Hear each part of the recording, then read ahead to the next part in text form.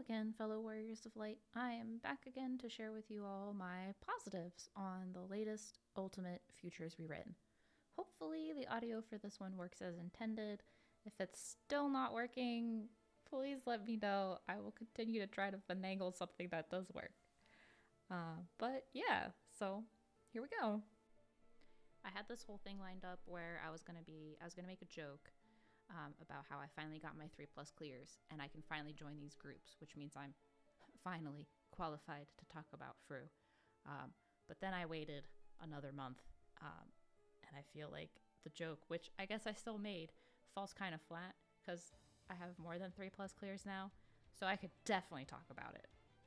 Anyways, joking aside, I really enjoyed FRU, and it was a really nice breath of fresh air, certainly after coming from top.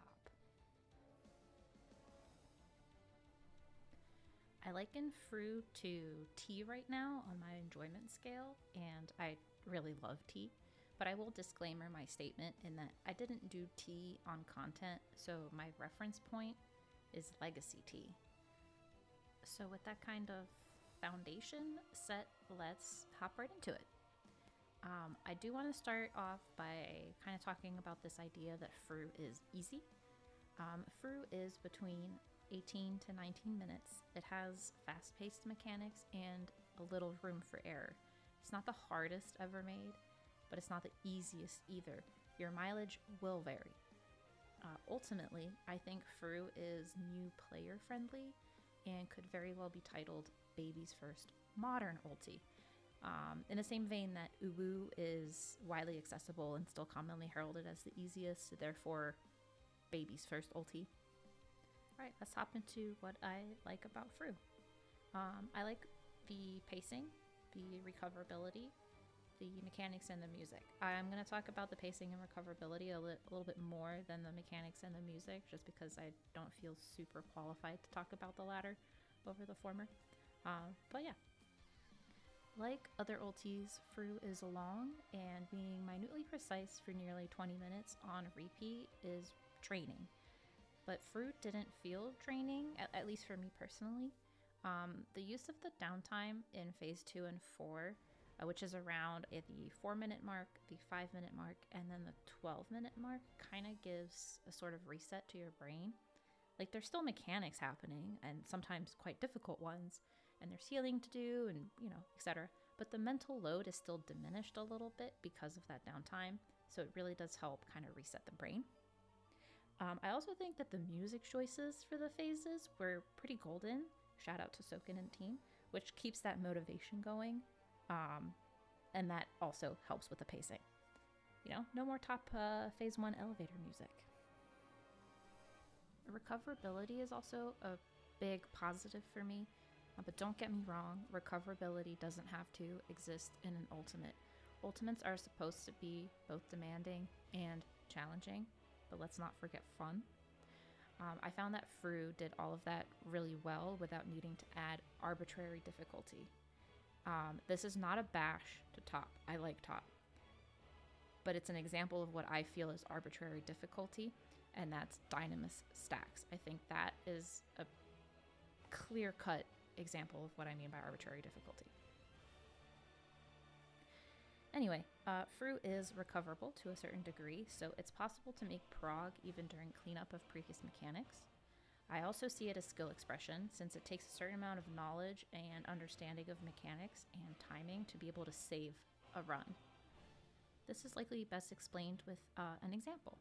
In Phase 3 in Ultimate Relativity, if you place your rewind incorrectly, you can wall at the correct time and avoid blowing up the raid. Your death doesn't immediately reset everyone to Phase 1, so the raid can continue and even still clear thanks to your understanding of the mechanics, but also your quick thinking and reasoning. That to me is recoverability in an Ultimate. As I mentioned briefly earlier, I'm not going to go too deep into the next two topics since I just don't feel super qualified to speak about them.